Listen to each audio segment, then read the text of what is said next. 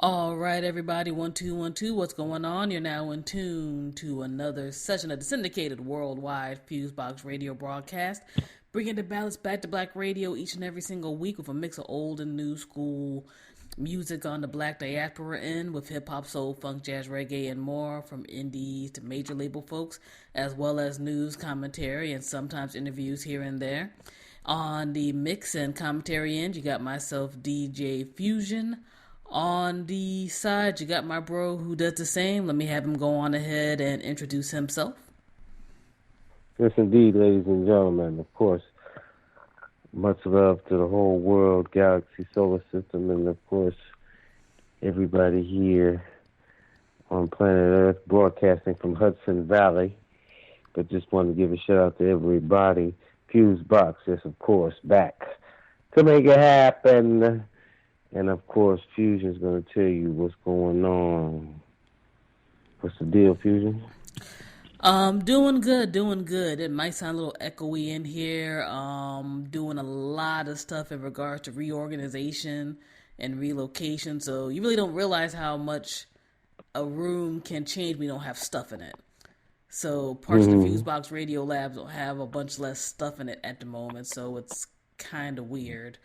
But, excuse me, y'all, a little bit of allergies. It's all good. I'm definitely glad that we're able to connect. We've had a lot go on the past few weeks. People have heard the audio from the DC Humanities Council, where folks did the podcasting panel for our last show. And that was good. We've both been busy with personal and professional things. Folks will get into in a bit. And then the news cycle's been crazy as hell. So we're both here during this evening with recording. Like, yo, we got to get something in before everything is caught into the whirlwind of the regular 9 to 5 weeks and all of that. So let's go on ahead and rock that out. For those who are new to the show, thank y'all for listening. We really appreciate y'all. For those who've been supporting us via whatever means throughout our 20-year history, whether it's our original broadcast spot at Rutgers University Radio to the present, where we got net radio, podcasting, and so forth, we definitely thank y'all for being a part of our journey. And just for those folks who are new or not familiar, let me just break down how we tend to do the show.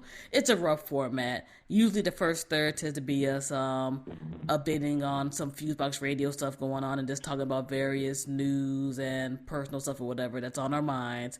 Then the other 2/3 are us doing the music mix end of things. So let's go on ahead and do that. You can check out what goes on with the FuseBox Radio Broadcast family over at our official website, FuseBoxRadio.com, FuseBoxRadio.com. Our official Facebook page is Facebook.com/FuseboxRadioShow. That's one straight word. If you go to Facebook.com/FuseboxRadio, that goes to my personal page.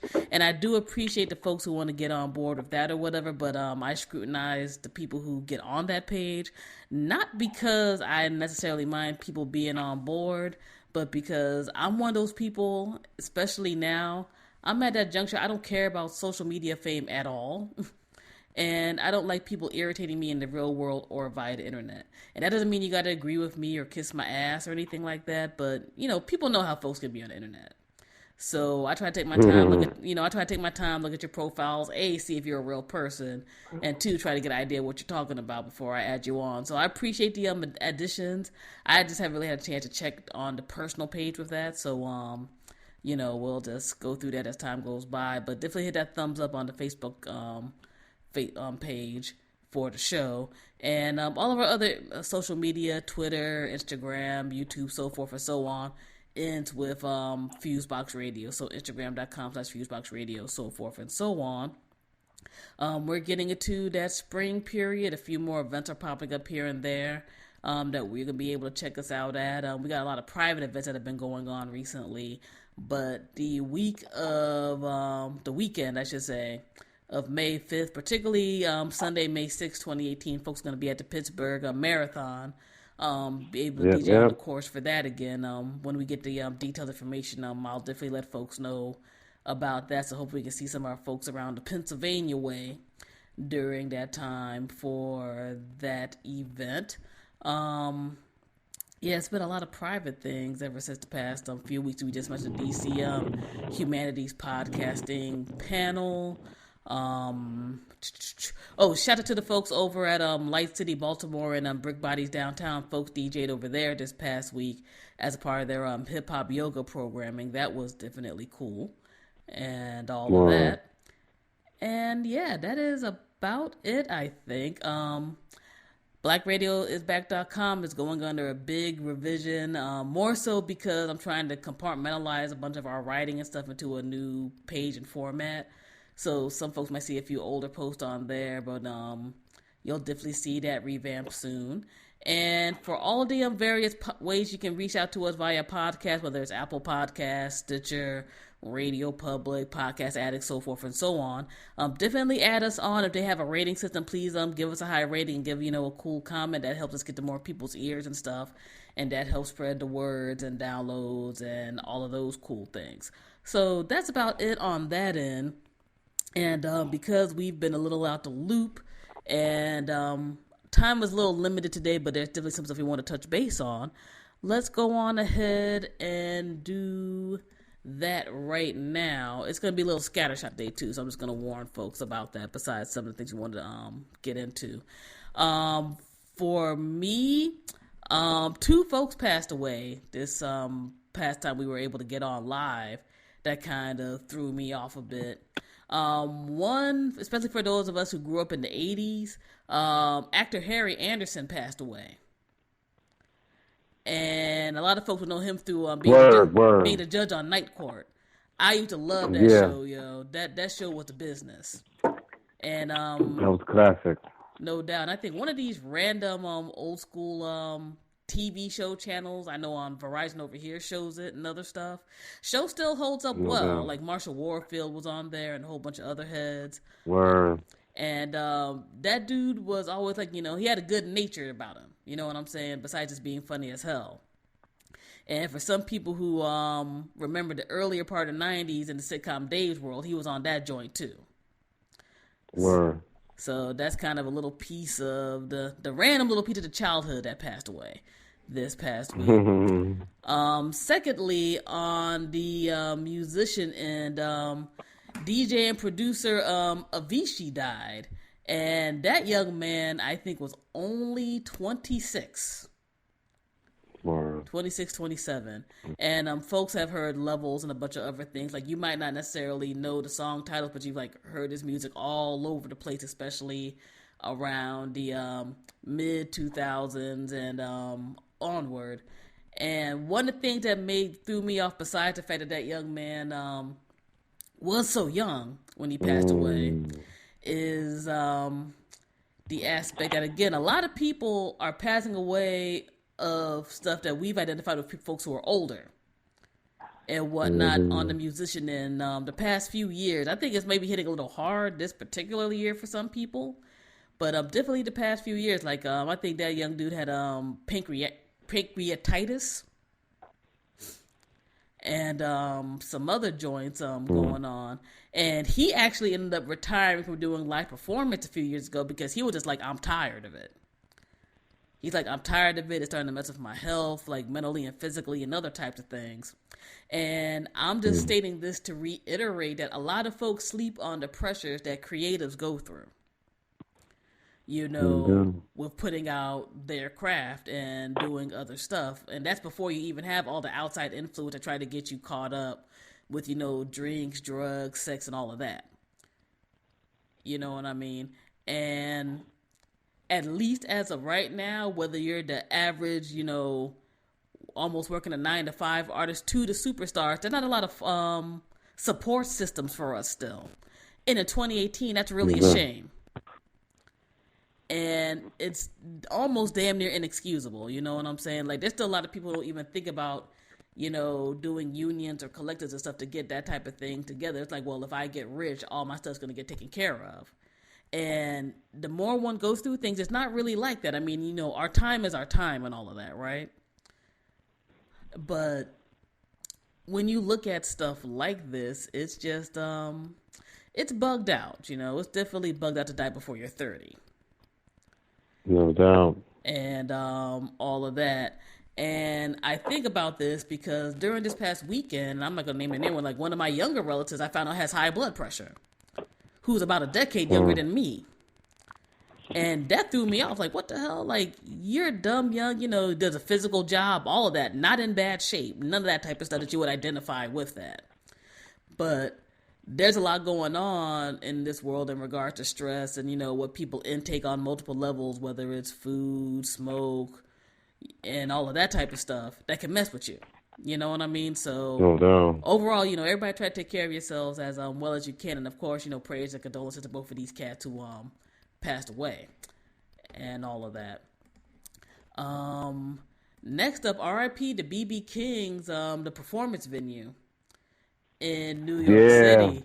That threw me off when I saw that information earlier this week. I think it was like around midweek. I found out from some peoples up top who sent me the article from Channel 11 News. And I talk about this not because of a nostalgia thing. I mean, yes, I did go to plenty of good shows around that way while it was open. The last show I saw there was actually with you, Juice Crew reunion a few years back. Okay, then.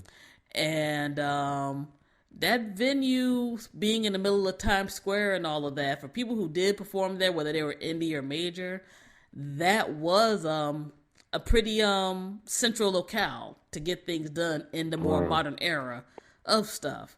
And it's sad, not just because that venue was passing, but because a lot of other performance venues, big and small, have gone by the wayside in the past decade. No doubt. And the thing, I can only speak for myself, but I think the thing that gets a little frightening is you have less venues to perform. How is an artist supposed to get by? Not just in terms of making a check or whatever, but in terms of just being able to have that release. And a lot of these places are closing off because of stuff like rent issues and all of that. Now, a place like BB King's being in the middle of Manhattan, that rent was crazy. No doubt. And whatnot, right? I was surprised they put it there. I was always surprised that it was they located it there, because I figured eventually that because it came as a result of the cleanup of Times Square, or kind of getting out of the peep shows and kind of like X-rated things they had there for years. Mm-hmm. And when the part of that, getting rid of that, so to speak, came, a lot of these new businesses came in, and BB King's came in. A lot of great shows were there. I think, a lot of it. The funny thing is, it came into New York and it is already gone. So but yeah. Yeah, it is definitely interesting, especially the way that you mentioned that, because I moved up to the area right when it was doing that changeover. And all of that. Like when I came up there for school in '96, I think a lot of that stuff in terms of like the changeover from the old Times Square, because there was still elements of that when I was there till about maybe 98, 99. So I remember when the Virgin store that's now closed, that used to be in Times Square, opened up. BB King's, quite a few restaurants are gone from that way now. The Toys R Us, that's closed now. Even before, the bankruptcy of the Toys R Us chain this year, and other things. And it just makes you question stuff on certain levels where it's like, well, damn, these places are shutting down because they can't afford stuff. What makes you think regular people are usually able to get by? Like, I think people forget sometimes in the quote-unquote cleanups of places, you kind of lose an element of people in the soul if you don't have like a certain economic balance going on. Like, people who are regular can't necessarily go to certain spots all the time. You know what I mean? And I'm not one of these folks who want to necessarily deify certain places and areas. Like, some places were rough as hell and they had that rep for a reason. But there is something to say that even with a spot like BB King's I'm talking about right now, I don't remember a show being any cheaper than like $25. $25, $30, and that's kind of wild to think that some people might have just been breaking even doing that.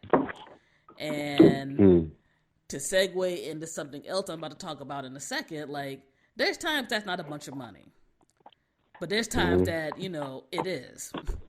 Or it can make an impact, but you're doing something because you want to relax and get, you want to like let loose a little bit, get off some of the stress of your life for a certain period of time.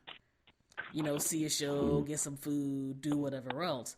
And even those little luxuries are kind of getting out of people's grasp. And, overall, BB King just kind of reinforced that to me, that it's kind of sad. Like, I'm sure there are going to be other performance places and whatnot that open, but we're getting kind of at a weird point where it's becoming super haves and have-nots with certain parts of the arts and culture in certain bigger areas that's their strength.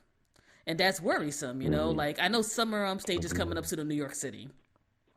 And luckily, the majority of that is still free, and that's in the parks and all of that. But what about places where you just go, like, year-round, and maybe not necessarily have to be fancy or, you know, have to stunt all the time or be super dressed up or whatever else. Like, you could just go out and chill and see something and then go about your business. It's just interesting, man. It's just interesting. Let's see here. Next up on that end, I'm just gonna get right into it. I was talking to you a little bit on the phone about this earlier.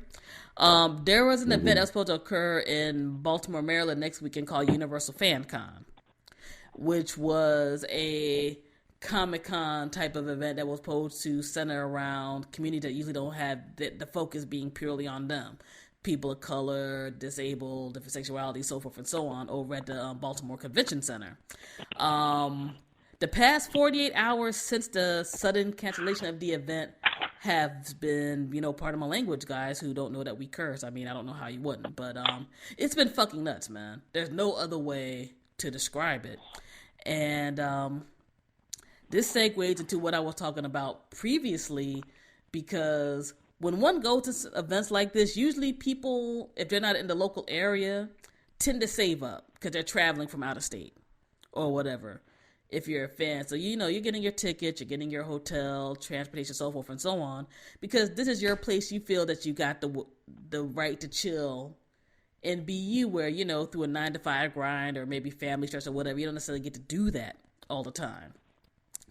And for some people, especially with this particular population that's being hit up with that, and I've been seeing tons of stories via different means of social media on that, that's rough. And this is even counting the folks who make their living at events like this. Like, both myself and the Black Hawk are working creatives. We do, you know, other stuff or whatever, but, you know, we do make at least a decent amount of our income being working creatives. So we know what it's like to travel out somewhere and, you know, you trying to make sure that you break even, much less make some money, make some connections and all of that. And we also know plenty of people who are independent graphic artists and designers and things like that, who literally sit down during at the beginning of the year usually, and they choose different events to go to because they know that after they do all of their spending of different money to get stuff together, they're trying to eat. You know what I'm saying? A working creative is somebody who's trying to eat off of their craft. So those cats got screwed over as well, from the drawer to the musicians and so forth. Now, things happen every day with stuff getting messed up. Events get canceled every day. Things get out of our control. Whatever have you. What makes things bad when folks mess up, and this is from my personal life experience, whether it's, you know, something small in terms of like regular interactions with people or something professional, is that when you screw up, you got to A, admit that you screwed up ASAP, 2, be sincere about it, and 3, do your best to resolve the issue, right? You know? Word. Like, maybe back in the day, you know, you told a fib to your parents, or, you know, you jacked us with your teacher or whatever. People may already feel a way about you for doing something that wasn't right or messing up, period. Like, it might not have been malicious or whatever, but you messed up. Folks tend to get more angry with you when you don't admit you messed up. Mm-hmm. You know what I mean? And you can't hold stuff down, or you try to deflect that you messed up. The big situation with Universal FanCon, and honestly, quite a few things, I think, within our communities, whether we talk about hip-hop community, black community, so forth and so on, is that sometimes out of pride and or the pressures that people don't want to admit when they messed up. And that's when things can get worse. Mm-hmm. With this particular situation, there were people who were upset that the event got canceled so soon, and that was the type of thing that was understandable. The next thing you had a bunch of people ask was why. And at least as a broadcast time, there's been a lot of folks who were listed as being in charge who are bullshitting in regard to saying why it happened. And these are fellow people of color and other folks who planned this, you know? And people go from disappointed to mad to infuriated when folks don't take responsibility for things. Obviously, something happened. People aren't stupid, you know? There have been some folks who've been, put into Fall Guy situations because of this. And I can speak as somebody back in the day who, because I believed something a little too heavy and I was like, one of the front people, I had to play Fall Guy. You know what that shit is? It's not cool.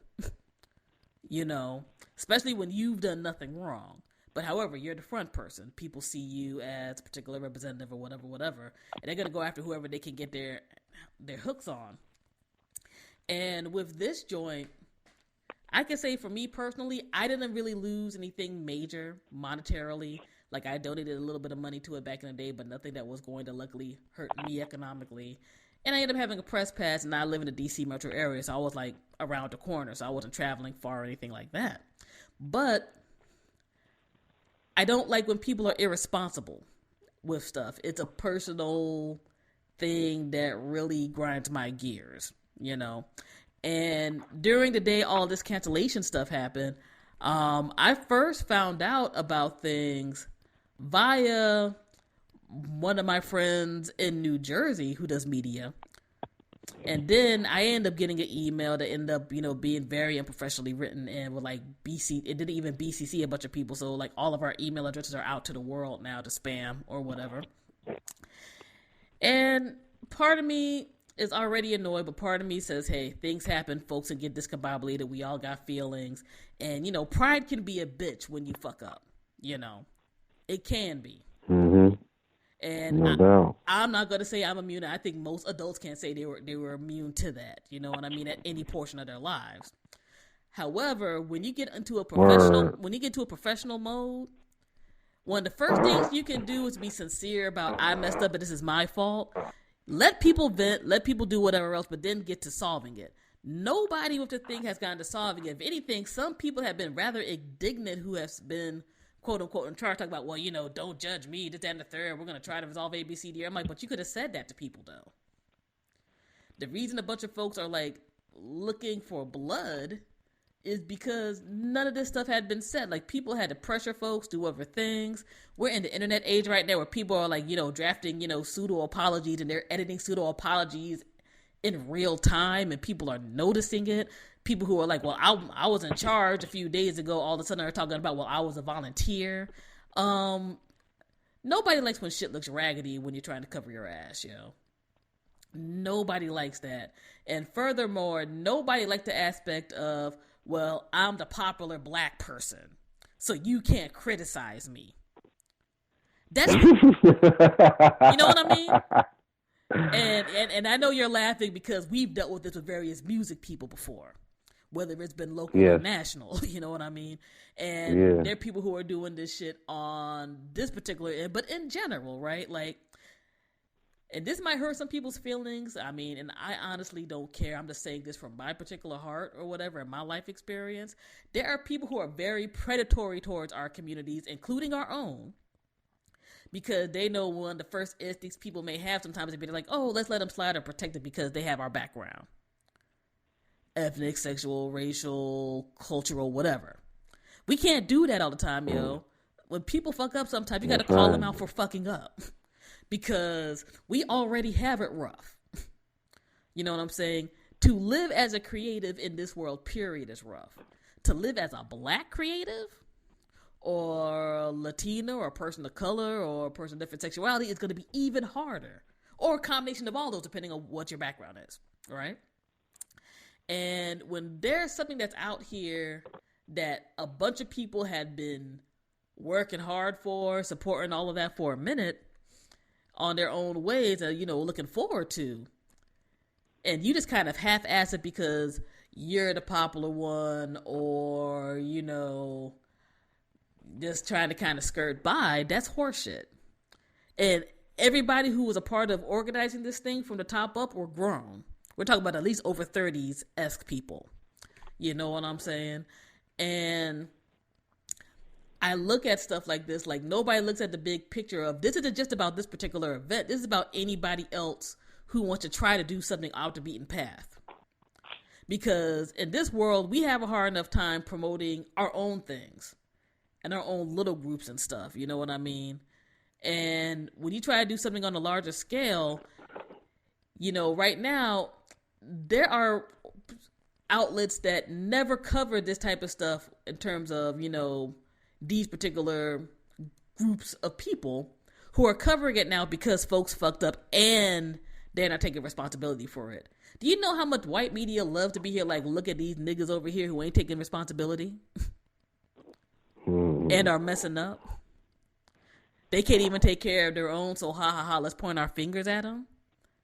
And this is happening after things have finally gotten to like a medium decent point in mainstream culture and all of that. For this type of thing to happen is trifling. And ultimately, you know, I hope this gets resolved for everybody, whether it's refunds, court cases, whatever else. I hope more of these folks who are in charge of this stuff stop hiding out or, you know, sending people to deflect stuff. Because I've seen various stuff where search for the hashtag FanCon on Twitter or Universal FanCon. It is messy as fuck right now in these streets. You have like people who are affiliated who had nothing to do with money with this event. Because at bare minimum, at least $60,000 just flew out the window for this. And possibly more in terms of like vendor fees and stuff like that. You have affiliate people who had nothing to do with money who are being more straight up about what they saw happening or what they viewed as happening than whatever else. And, you know, some of these affiliates don't look so great because it's kind of like, yo, you know, if y'all knew that something was kind of going funky at least a month in advance or a month or two in advance, why couldn't you let the people know? But again, I understand people get wrapped up in stuff.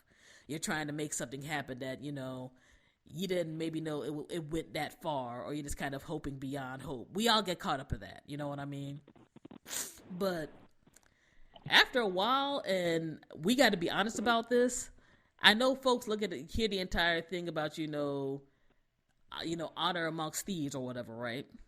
And all of that. Even if you're not being on some shady business. Even if you're not being on some shady business.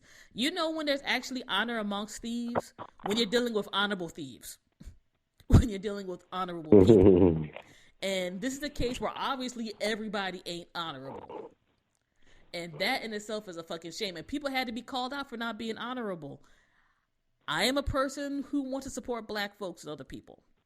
I am, very much so. But I can't let that want and that love of my people have me not call out bullshit and garbage. Because let me tell you something. If I was involved in any deep way with this and I ain't do shit, the first thing I'm going to do is tell people I ain't do this shit. And if so-and-so don't say something, I'm going to call them out. Because I'm not dealing with this garbage. You know what I mean? And I don't necessarily know what people are protecting and stuff right now, but folks got to get it together, because the only person who's getting a lot of the brunt right now, and I'm going to put this out front, I have no personal beef with this individual or whatever. I do know some podcasters and stuff who do and stuff. Some for very good reasons, which I found out the past day or two. I was like, holy shit, I'm clueless because I ignore certain stuff after a while. This one particular young lady, which people can find out by searching on the hashtag of FanCon, apparently was one of these folks who was cock blocking other black people from getting to a certain level of success because they wanted to be the known one. They wanted to be the popular one. Now they're getting all the brunt of this shit because they were a part of that push. And it's one of those things to me that just reinforces a few lessons at the end of the day. One of which on the positive end is when your community gets hit, people can build and do miraculous things. There's already a replacement event that was brought up via various organizations for the event that was going to happen next week.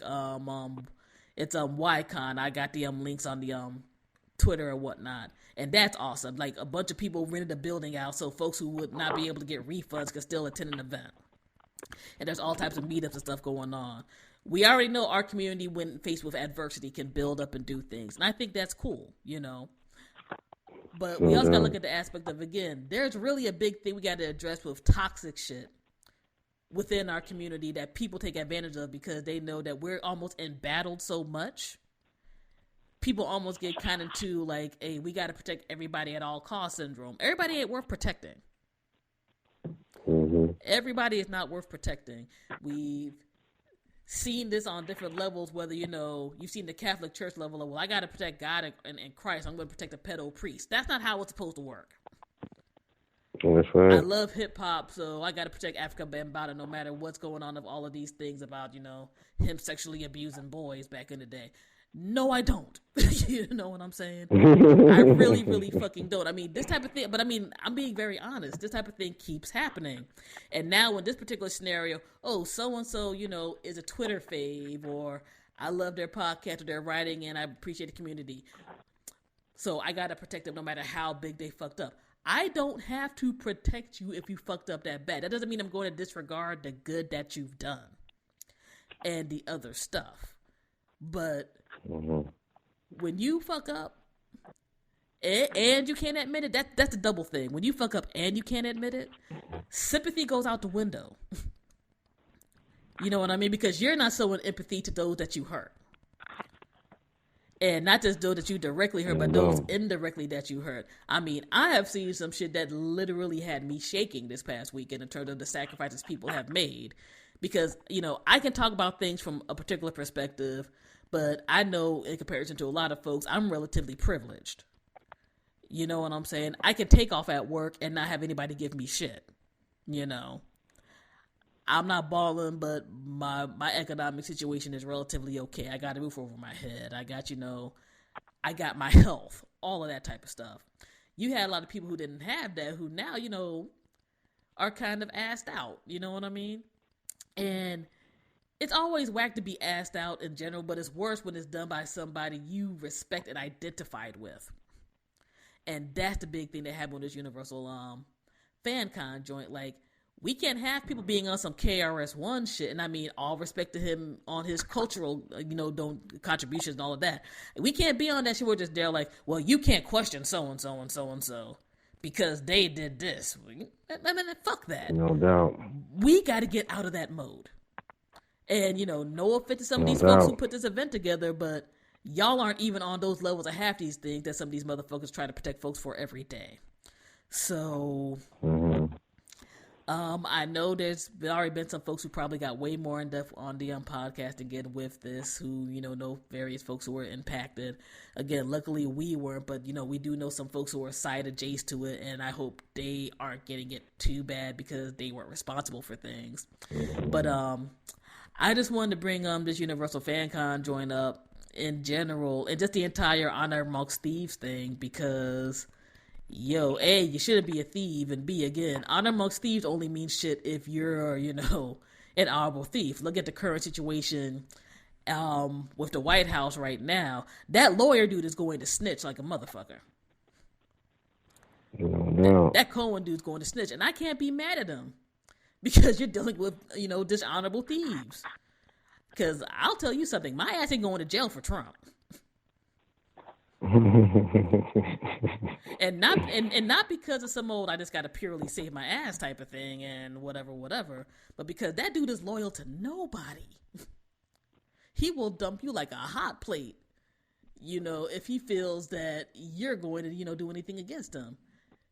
And that lawyer dude is already being talked about as, he's one of my many lawyers. Psh, I would snitch on that motherfucker so fast to the special counsel I wouldn't know what to do and call it a day. Everybody ain't worth jail, yo. Everybody ain't worth jail. And even with this, smaller situation we're bringing up right now, black folks know how to research and do other things right now, yo. People are already talking about class action suits. I'm not saying to throw anybody out in front of the wolves, especially people who weren't involved in bad things, but seriously, if y'all know who really messed up these financials and y'all can't make it up, and somebody was stealing, somebody got to be thrown out there, yo, and I hope it's not you. And overall, I do hope that people learn from this at the end of the day. You know what I'm saying? Like, I think sometimes we get a little too caught up in terms of who's famous, whether it's Twitter famous or super famous, instead of just being cool where things are and building on your level where stuff is. And I'm only kind of harping on this because Not just because of the certain situation, but because I think sometimes even a bunch of us on the indie media sphere, including us, sometimes look at somebody else and be there like, well, why the hell don't we have this fame? Why don't we got this money or these sponsors or this support? And it can be frustrating sometimes. However, one of the things that they think they can't say about us and most of the people that we, roll with and we loudly support, because we only loudly support so many people because we've been through life situations. One of the things that we aren't dealing with is drama like this. We might not be, doing whatever on certain levels, but people could look at us and be like, I don't got to worry about nonsense and shenanigans with these people. And I'd rather have that at the end of the day. And again, it doesn't mean that everybody's perfect and all of that type of stuff. People have taken the L in the past, but you learn from the L and you keep moving. And for everybody, my thing is that also is that why does it got to be a thing about perfection, about me wanting or desiring or having an innate quality about treating my fellow man a certain way. Mm-hmm. You know what I'm saying?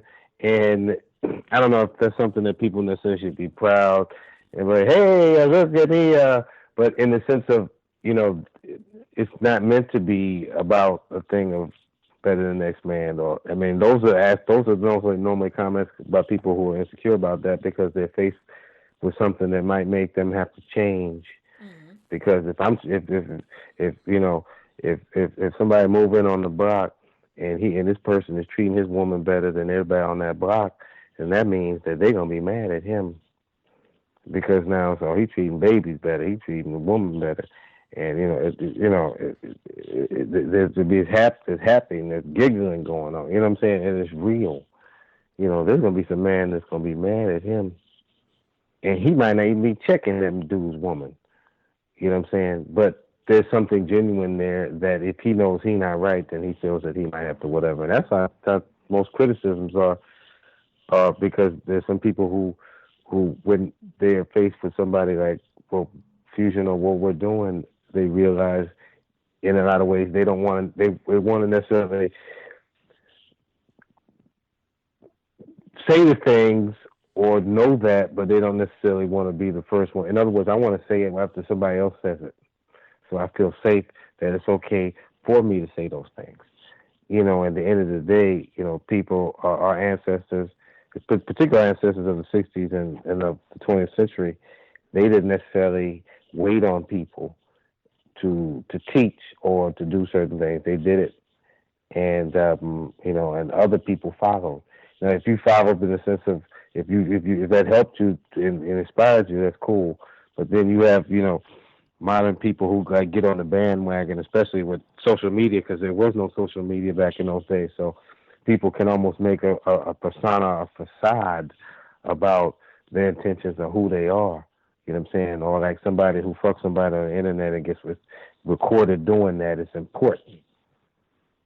You know what I'm saying? We're in that area where an internet hoe is important. You know what I'm saying? Hoes are important in the sense that, they provide services to lonely men. But, in the sense of internet hoe important and me marrying an internet hoe to make me look more important, yeah, okay. But this is kind of this loveless plastic, realm reality that we exist in. And, it's just a whole bunch of people who bad intake of food, water, bad lack of home training, and not knowing their space and place on this universe and this plane that we exist in. So we exist as an ego. And not for the sake of fun and laughs, or artistic expression, but for the sake of because you're either service to self or you're either service to others in some one way, form, of a fashion. And then and people who want to conquest and dominate are normally service to themselves because they don't want to necessarily look at it as a whole galactic family, but it's more or less of one over another, and that's the basic thing of this realm and this three-dimensional existence, is to rise above that, And if people mad at you trying to be good, then they just have to be mad. That's the one thing you shouldn't be mad that people are mad at you about is for being good. Always, goody two me. Hey, but I had a sister on. I brought some African stuff on from 125th Street in Harlem about 2 or 3 days ago. Mm-hmm. I had this African sister tell me, African sister from Africa. All men from Africa, but blue, black African, modern black people. She said, you look like you 16 years old. You know what I'm saying? She wasn't being plastic, and I wasn't trying to project something that I wasn't. She said, I look 16. I said, sister, I was supposed to buy this today because, for one, to patronize you, but also, and to hear that, you know what I'm saying? And I put this on, and it's like, I'm like, because I felt good then. There wasn't plastic bullshit. It wasn't people. I had a great childhood. People trying to get, and within my circle of people, none of them people did that. That was outside wolves and predators in New York and New Jersey. But when I hear that, it doesn't make me surprised. Hope I didn't talk too long on that, but it's not a surprise. You know what I'm saying? And unfortunately, it was supposed to be one for that wasn't mainstream. It was mostly people of color and I guess other minorities. So that made it even worse, which goes to show you that the spirit of entropy or spirit of an evil nature manifests itself wherever. Like in the Matrix, the Smith will manifest wherever. You know what I'm saying? And that's what the ancient wisdoms were about in the secrecies, because they didn't want everything necessarily to be known, because people would use it to front. Oh, we went through the mystery systems. You didn't, whatever. These people had to go through for decades to get this wisdom and to have that aspect to embrace that part of their being where they could be, what they were supposed to be, and people fronting. You know what I'm saying? Because they wanted the ego to show this thing where I got whatever. You know what I'm saying? And I think that's a bugged out thing about all of this is when you look at stuff, and I think you brought up a very good point in regard to that. You got a lot of folks who front who don't need to front. Weird thing is with this particular event, it didn't have to be that big. You can start small and build up. You know what I mean? Like when you see a bunch of these other things, like when folks, the joint I went to a few weeks ago over at AwesomeCon, that only had like a few rooms. I think maybe not even a hallway the first year it started. And now it built up, you have BlurredCon that happened here in DC a few years back for a black joint, and that started small and built up. This could have built up and people would have still supported. It's always better to have something that's small and that gets a good rep and builds up, and people can see what's what, than to try to overreach. But overreaching can come through ego. Like some stuff is going to be like because some stuff is going to come through lack of knowledge, and I'm pretty sure some things people didn't know. And that's part of the reason why I'm not trying to be terribly, terribly harsh. Like, I'm more harsh in terms of the response than certain parts of planning from what I know right now. But, again, sometimes your existence is, balling out and stunting. It doesn't have to be, it had to be all the shiny things and all the popular people are around and all of that. Having people who can do something competently means a lot. You know what I'm saying? And, people are going to talk shit about you regardless, but you should rather want to be competent than that. You know what I mean? And I think sometimes we get caught up in that too. Oh, I got to be, more balling than the next nigga. No, you don't. You just got to be right and do stuff okay. You know what I'm saying? And things do tend to come. And I mean, I'm talking about this literally from experience. The times I got hemmed up was people try to do stuff too big. Sometimes me working with other people. Sometimes me doing stuff myself in my, my later teens when I was getting my feet wet and all of this. Things do fuck up, but the only times folks will get super heated at you, like they're going to feel a certain way because, people don't like certain things falling apart, and that's understandable. The only time people get heated at you is when you kind of either bob and weave or you're not immediately on it. Because one of the things about big people and feelings is people can't get caught in their feelings for a minute, but they're not going to get a chance to get out of it if you don't confront what happened that got them in their feelings in the first place, or got them emotional or feeling a certain way.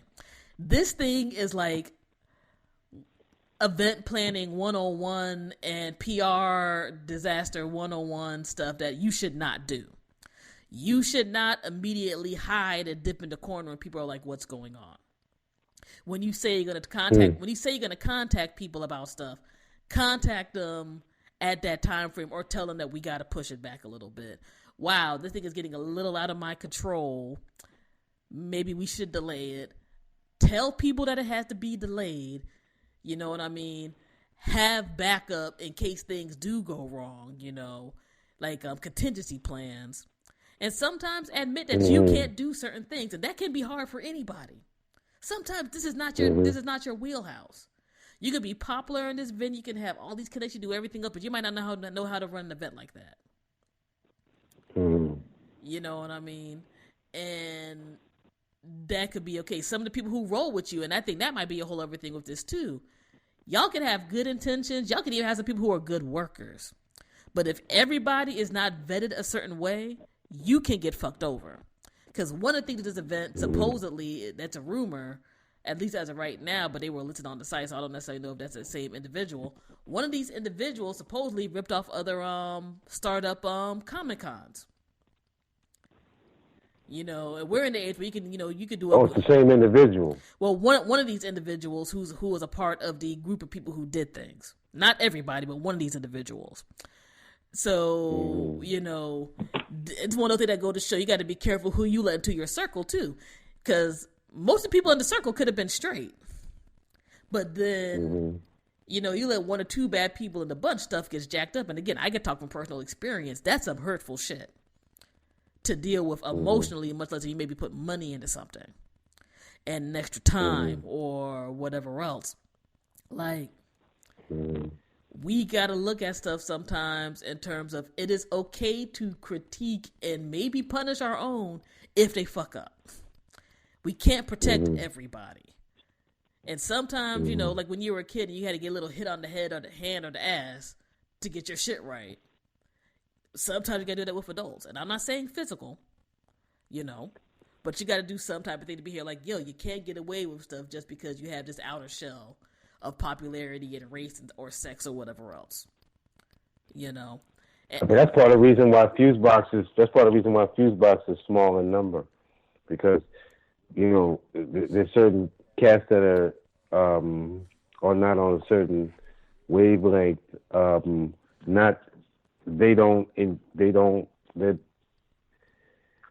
Their inner space is doesn't have the level of love, or they weren't raised with a level of love to be able to be a certain way. So they're more of an ego. You know what I'm saying? In the sense of, everybody has an ego, but in the sense of in that way. We're more about free will. It should be more about free will than ego, and but it's unfortunate, and and that's why like individuals were the way they were. It's like, oh, y'all need whatever, but it'll have to come in a different way or whatever if that was to happen, and because. In other words, this could have been a situation where it got better for the movement of writers and artists. Period. You know what I'm saying? In that field, and so something to slow it up, with coming from within. So no doubt. It's just almost like this. It's just like there's something else you're hearing on the news with. So-and-so, they took money from so-and-so, kickbacks. It's like, that's what you're hearing. It's like the same thing. Mm-hmm. I mean, steady growth had to happen on multiple levels. You know what I'm saying? Mm-hmm. And I mean, at least on our end, and I know quite a few other indie media folks in, the irony is when you're just there, like, you kind of accept that sometimes that's how it is. That's when the good things come to you. And I'm also one of those people who always believes it's better to have a small crew that's about it than a bunch of randoms who ain't about shit, but you being about it and helping them eat. You know what I mean? It's one of the reasons why when I shout out podcasts and podcast people, it's because I've worked in depth with these folks. You know what I'm saying? On multiple levels, besides liking their content. I've seen that these folks are quality individuals beyond, oh, you do whatever. and all of that type of stuff. You know what I mean? And I've also seen some of these folks be there like, yo, I'm gonna start off at a reasonable level and then build up. And I think that is a beautiful thing. But again, at the end of the day, I hope everything does get resolved. And even for some of these folks who are up top, and who knows, maybe more, I'm pretty sure more information is going to come out as time goes by. Even with these individuals up top, if y'all can admit what happened and try to gain back trust, you could salvage some of y'all's reputations and relationships and things like that. But the more you have stuff happen, the more people are going to be backed up. And, people are sleuths out here. And, there's already journalists who are looking into this.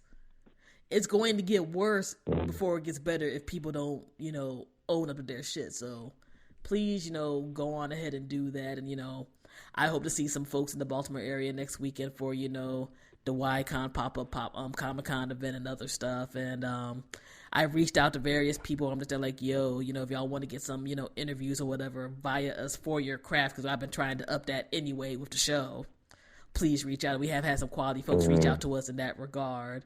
Because, again, we're all creators. We're all in this struggle, man. You know what I'm saying? So I hope that more good comes out of this than ill. Let's touch base on a few more things relatively quickly, because I know we want to get to these music mixes and other stuff, and it's getting a little later in our corner of the globe.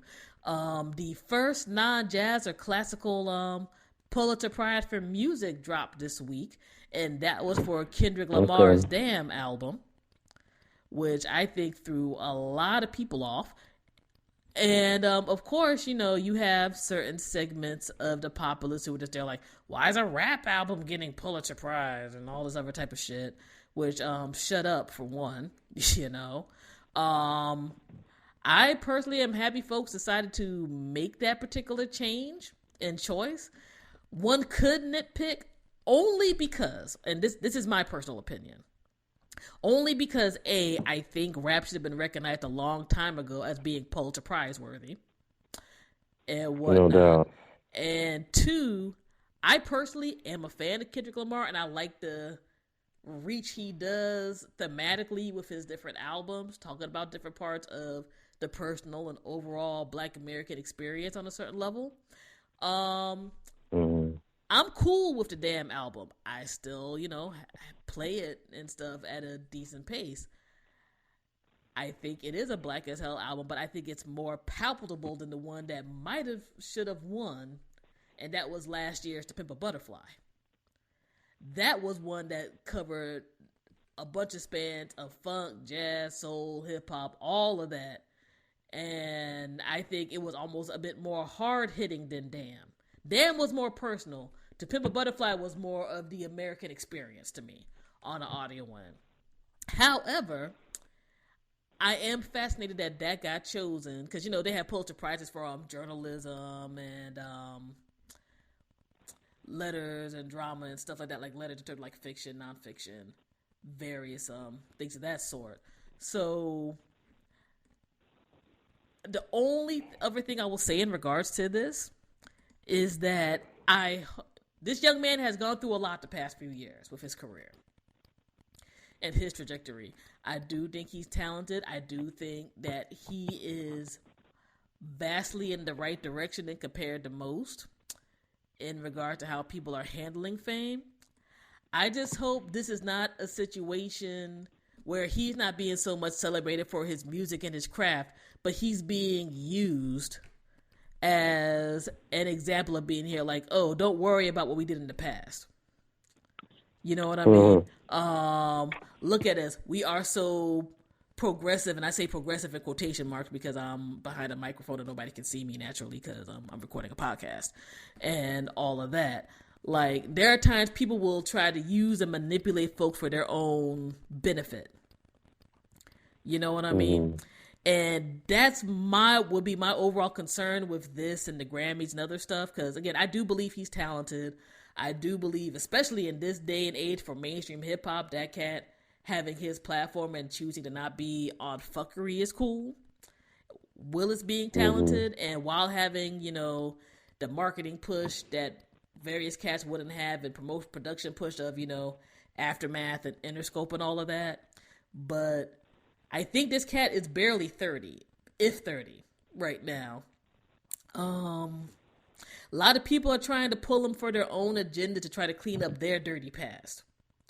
And I hope he is aware and cognizant of that while still trying to do good art and while still trying to live as a decent human being.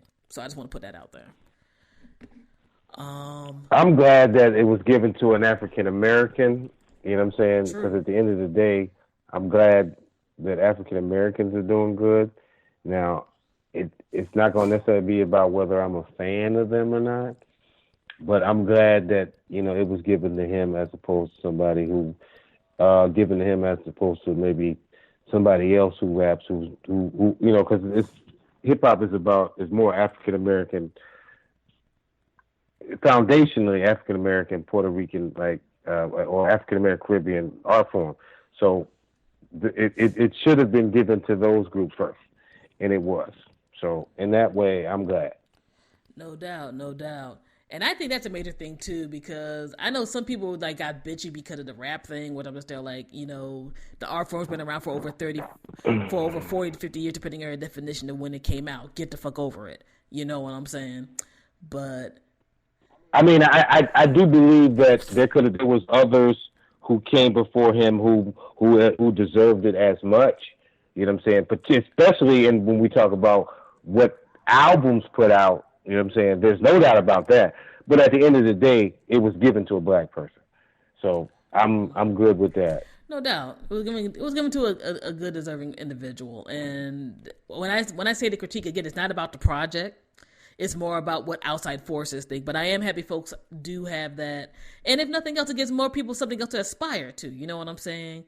Like, this project is not one that was about shit and shenanigans that got the Pulitzer Prize. You know what I mean? So if that's something that makes people get a little extra boot in their ass to look at the world in a more diverse way and express it via their art, then so be it, you know? Let's see here. What else do we got going on? I'm going to keep it super quick and short because we got to a few things and some stuff I'll get into next week. Let's see. Screw certain outlets. There's an NPR affiliate in Atlanta, WABE, that did a profile on two black activists, Eugene Puryear and Anoa Chenga. I'm hoping I'm pronouncing the sister's last name right. And they kind of try to be on some old, well, these cats are protesting police brutality and other type of shit, and because they're being used as Russian pawns. And this is some old, like, McCarthyite bullshit people are trying to pull on folks again. Not because, I mean, people who've heard the show know where my political leanings are, but if you don't, at bare minimum, if people don't want to label themselves, we can say folks are leftist to progressive over here. I think it's bullshit to try to say that some outside people influence black folks to want freedom and to not have their ass beat for existing. Yeah. You know what I'm saying? I don't care what label you're under. I think it's really, really annoying and atrocious. And I am a history nerd, so when I see this, you know, oh my God, the commies or the socialists or the Reds or the Antifa or whatever are making Negroes misbehave, it's like, shut the fuck up, yo. Y'all should treat people right, regardless of what they believe. And to see this kind of like almost Red Scare Part 2 Electric Boogaloo shit happening is garbage, especially if their main ties to anything. Well, for one thing, regardless of their ties, it's bullshit. But even if they had ties, they like, you know, went to, you know, RT or Sputnik or whatever to talk about the realistic bullshit that's happening here, that's garbagey. You know what I mean? Like, you can't be on some old, well, shame if, you know, something happened to your life or your career because you actually had the nerve to talk about real stuff that was happening to an outside outlet regardless of where they're from. That's corny. And people got to get their lives right. Let me say, sure, go ahead. Briefly, I wanted to say is that what's interesting about the Red Scare thing also is that people who are thorough history people and researchers know that the Bolsheviks, the Soviet Union, with everything that has to do with communism, that has to do with was a creation of bankers, and those were bankers in the West. So Soviet Union, its weapons, the aeronautics, the MiGs, the one of the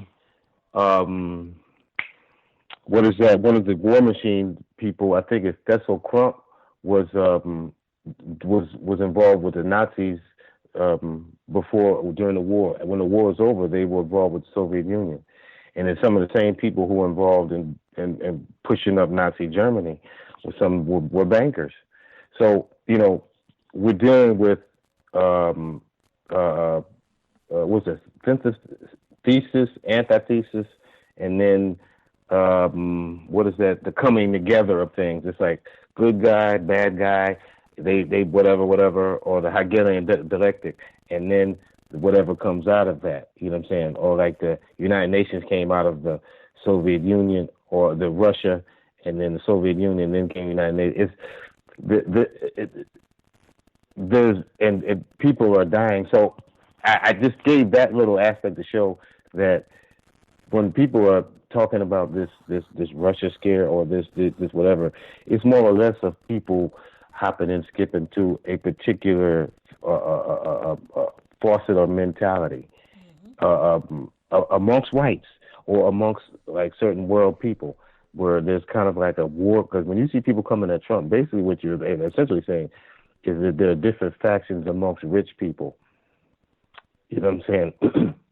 That's why it's kind of awkward to say white folks, because white folks, there are a lot of factions amongst them, and so unless you're talking about the right one, you're pulling in ones who have nothing to do with the bullshit, and who are fighting against bullshit, and who are pulling out this information about what's going on that's being hidden. And so it becomes a thing of like more of intentions than race. You know what I'm saying? No doubt. And I think that's in wrapping that up, it's just more or less of, one, you have to do your research to kind of know that this is more or less high level wrestling. People are saying whatever, when at the end of the day, these are things that people say to get you in line with something. Or see, the bottom line is that for black people, whoever would have won World War II, black people would have still been in problems. So people are like, oh, well, you should, we'd be speaking German. That's bullshit. Because it wasn't meant for them. That was about money. And because it had gone in the Germans had gone in the red, or that profit motive had gone in the red for them, they had to lose. So, at the end of the day, people are just running games about whatever, and you just need to know not to go off the illusion, but to go off really what is. Mm-hmm. And everything I'm saying can be found on books, on literature that's available that's published in the Library of Congress. So it's not no weird whatever, because you have people that's on mainstream radio, and even blacks who say whatever, and they don't know what the fuck they talking about, because it's whatever. You got people that big up the Bible and they never read it. It's like, oh, because sister so and so said it, or brother so and so said it, but you ain't read it. You know what I'm saying? So I don't know. Yeah, I mean, it's one of those things that definitely gets really, really interesting when it comes to stuff like this, because I'm going to keep it very, very brief. But when people kind of sometimes get into adapting labels that mainstream society usually doesn't like us in general, try to do, where just they're like, oh, anti-fascists are bad. And I'm like, but American, for black folks, has been kind of a crypto-fascist state forever. You know what I'm saying? Yep. Like, for us, in regards to certain other things, there's a reason why there were people going to big-ass Nazi rallies back in the day, pre-World War II, and, Pearl Harbor getting bombed. And all of that.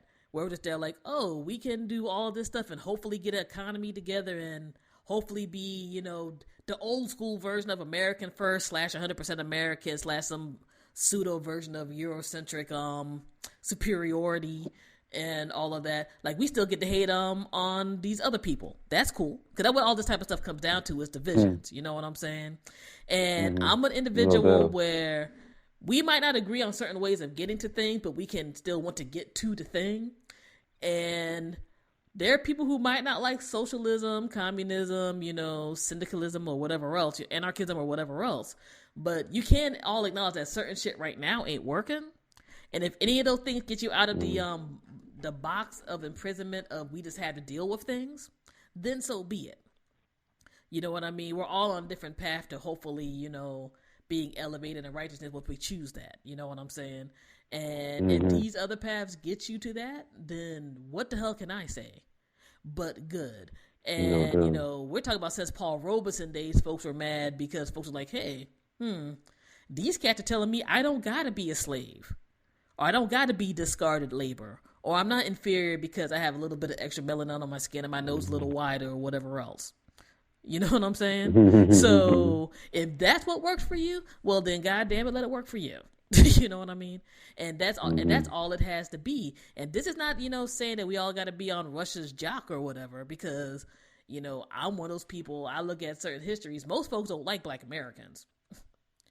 All over the world, like that's one of the few things that got imported internationally, damn near, is that Black Americans ill. And there's certain Russian folks. And it's just like kind of what I was saying, that it because we're history people, we know that has really nothing to do with Black people. Yeah. Like communism, that has nothing to do with Black folks. That's a war going on between other white folks. And so, because that was the antagonist. In other words, there has to be a boogeyman in this world. You know what I'm saying? And so it became more of an antagonist. So if you sided with the boogeyman, or they made you feel like you sided with the boogeyman, and you're going through this thing about whatever, you might not have anything to do with that. Historically, historically, as far as en masse, that's never been a situation that, I mean, there was a time in ancient times there were Blacks who lived in that part of the world, around the Caucasus Mountains, which is Western Russia, but that was before it was called Russia, though. You know what I'm saying? So that was Black folk from another time, and from that part down to like Turkey. So, so if there are monuments in that area, that's just because of certain people were there. But at the end of the day, this station, this isn't about hating anybody or whatever. It's just more about getting, because most people just don't know certain things, and people are making decisions. They're making emotional decisions, being driven emotionally based upon lies, and they don't even know that they're lies. So that's basically, in the end of the day, what because like I said, this stuff can be found. This information, most of it can be found in certain places that most of us frequent. You know what I mean? You know what I'm you saying? can go to the library and find out the stuff we're talking about. This isn't like, no ancient secret. You got to pull out a scroll type of deal in terms of how people don't like you thinking outside of a box, period. Because yes, and I'll be super quick wrapping this up. A lot of these philosophies we look at, some we know from old school back in the day, some are relatively new, and some did not come from the countries where we currently reside. However, certain things that have had value have been adapted to help folks out. The Black Panthers were plainly, getting certain stuff from, various communist and socialist writings and enacted it, and actually had some stuff work and some stuff that did not. You know what I'm saying? Like, philosophies can always be adapted and put into certain places or whatever. But the thing that some people don't want you to do is to even think that there's anything else but what you're presented. And that, to me, is the key issue. When you have this particular thing, when you have folks talking about, hey, racial injustice is terrible and the law enforcement system is really more about property and people and other types of stuff, instead of being there like, let me look at this, because this is obviously something our society shops as one thing, but is another for a various amount of people.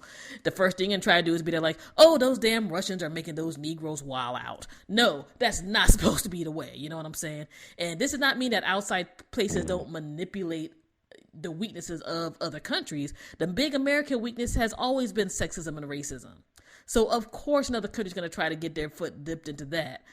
However, if they remotely have a basic level of faith in a particular system and other people take it and run with it, which is how it's always been, then that in itself is the danger. But I just thought I saw that story via the folks from Fairness and Reporting, FAIR, and that was just interesting because again I have a historian mindset. I majored in it and everything, so my mind clicks into we're just going back in cycles right now, aren't we? But anyway, random news story of the week: Jack Johnson, old school championship boxer who was jailed during the Jim Crow era, is being considered for a presidential pardon. That threw me off. Yeah, right? Especially in this day and age right now, even though granted that dude probably knows how to deal with dead black people better than living black people or whatever. Jack Johnson has a super fascinating history for people who don't know differently, Google it and check it out. What tripped me out was the fact that Sylvester Stallone contacted Donald Trump talking about he needs to do it. And now that has him pondering doing it. I mean, whatever the fuck works, but that was just a random story I saw in the Washington Post today. We talked about big shout out to Stallone for doing that. No doubt. Stallone is an interesting guy. The more you start looking into some of the stuff that he's been on, he had some of his nonsense, but I think as an older dude, he's been more on a thoughtful end than people have considered. Oh, this story in Philly, right quick. I know everybody saw the joint about the Starbucks manager who got the two black dudes arrested for waiting out there and whatnot. Pretty much these two black guys went to the Starbucks to meet up with somebody for a meeting on some business, and they were barely there for a minute or two, and they were trying to tell them that y'all gotta buy something. They were like, we're just waiting for somebody else.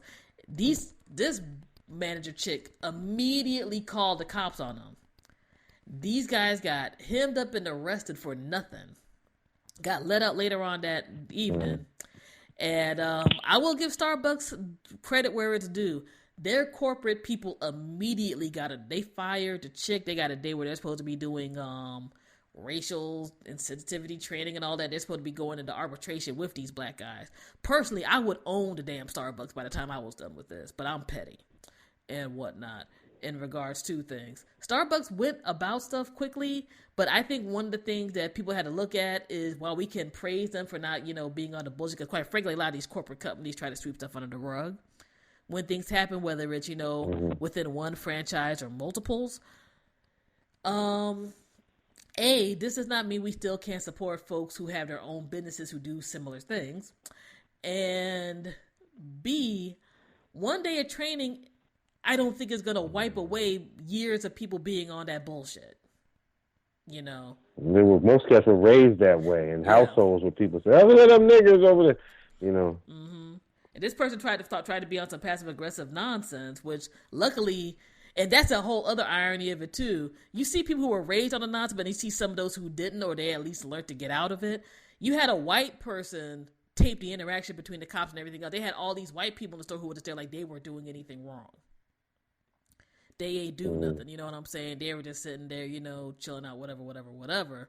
And the hook of the story, where it's already bad that it happened in the first place, is that chick barely waited 2 minutes to call the cops. So they were on some bullshit. And I was told by relatives that this was in a super white part of Philadelphia where this happened. So it wasn't like downtown or Mount Airy or wherever else, you know what I mean? But a day of training ain't going to cut it for a lot of folks. And unfortunately, as we've seen time and time again, the possibility of being shamed or fired, because, you can be on your bullshit at home. You shouldn't be on your bullshit publicly. I don't want you to be on bullshit, period. But if you have to be, don't fuck with me in my day-to-day. People still try to pull stuff because they still believe that somehow this magical white shield is always going to protect them. And it always doesn't. And we know that by now, especially in the internet age. I think they had a lady who was a professor at this university get fired because somebody taped them yelling at these two black women servicemen, one of whom was pregnant, and tried to get in a fight with them in a restaurant. Where just they're like, oh, you black bitches, one of y'all gay and all this other type of shit. And they were just there like, what the fuck is going on? Luckily, those sisters didn't do anything to that broad, Which, I wouldn't have been mad if they did, because who the fuck's gonna have some loud white chick yelling at you and bugging out and trying to strike you? You know what I mean? And that chick ended up getting fired because that was taped. And, you know, we're in the age where people will use the Googles and find out all your information if you wall out. But again, I think a lot of folks keep thinking they're going to be protected because they're a white man, they're a white woman, American dream, yada, yada, yada. Nobody gives a shit about that in 2018. Some people get away with stuff, not everybody, you know. And I just wish it wasn't shame or the possibility of losing a job that would make people not act like jackasses. But yet here we are, you know. And that is about it. I think I'm going to wrap it up for now because we've been talking for a little while and we got to get into the music. Oh, the Grace Jones documentary dropped at the movie theaters. Hopefully I get a chance to see that. I think it's playing at one of the local theaters here in D.C. The Grace Jones, Bloodlight, and Bambi movie where they had covered her for 10 years doing stuff. During the Hurricane album, just various personal stuff and all of that. I've heard it was good from people who've seen it. So I hope to get a chance to check it out. And yeah, I think that's about it on my end. Little allergy-y, little tired, but I want to get this show out to y'all's peoples. Anything else you want to say there, Black Hawk? Yes. No, just big shout out to all the listeners, of course. Big shout out to, of course, my peoples. Big shout out to the new people who came aboard and people who I gave flyers to in reference to what's going on. Big shout out to everybody that is trying to get the truth out and live the truth, be the truth. And I got some information the other day, yo, and people have no idea the facade that's been perpetrated not only in politics but in music and in entertainment. And I didn't even get to talk about certain things. You know, you kind of keep it within a certain whatever, but you know, things are not what you expect. You know what I'm saying? You know, like she was saying, doesn't have to be the most popular, yeah, because a lot of times the most popular in politics and in music are taking money, or their presentation isn't what there's something going on in the background that's just very ain't right. But we're going to keep it right and keep it right and keep it right and keep everything all right, ladies and gentlemen. FuseBox is going to keep it tight. One love to all those in the solar system galaxy. FuseBox, Black Hawk, Ausar, Raw, Amen, Raw. Ouch. All right, no doubt. Oh, last quick thing. Netflix watch, only because it's cute and it's not serious, it won't take me too long to talk about. There is a series on Netflix called Avcii, and it is a ridiculously cute Japanese cartoon. It's like about 20-minute episodes, and it's about this it's all little animal people or whatever, but it's talking about this the young character is like a 25-year-old chick who works in the office, who works with a shitty boss and like garbage office workers. And it's a little more realistic for a cartoon than it should fucking be for most people who work a 9-to-5 like that or whatever. And the main way they let out their rage is going to a karaoke bar and doing like heavy metal and rap tunes. And you know, they meet various cool people that help them get by or whatever, but it is a really cute freaking series. It's about 10 episodes. I like binge watched it when I was like high up on like allergy meds yesterday and whatnot. And you're looking at it, this is a little too real right now, where they have like the office gossip who's in your business. You got the super garbage boss. You got the incompetent boss. You got the dude at work, or you got the dude at work who has a crush on you, who really is not all that. You got your work friend. You got your regular friends who are just there like, why are you living so free while you're responsible, but they're messing up. Older folks who help you out. There's all types of stuff, but it's really, really cute show or whatever. It's TV-14, so it's not kid ready if you put on the English translation or whatever. But that kind of spread around on the net the past day or two, so I ended up watching it. And it is hilarious. And it is cool. And again, you might identify a little too much if you work a garbage. At least one time in life you had a garbagey job where you would just say, like, I'm here just for a check. You're going to identify with this little, you're going to identify this little red raccoon in this show a little too much. And I know some women who are just there like, I'm kind of mad that this little red panda in a Sanrio cartoon is living a part of my life right now and whatnot. But I know people like you can go see the previews on YouTube or whatever, but give that a watch as a relaxation watch. Like, I can talk about documentary stuff in depth next week, but give that a go. But anyway, man, FuseBox Radio, bringing the balance back-to-back radio since 1998, getting ready to get into some tunes. As we always say with the show, you don't got to like or agree with anything that we say, but if it sparks your mind, gets you into different conversations and looking at the world a little differently, we've accomplished our job as independent media and quality black media at large, especially here in the States. So, yeah, let's get into it. FuseBoxRadio.com, BlackRadioIsBack.com, all that good stuff. Let's get into it. And thank y'all for listening. Peace. Peace.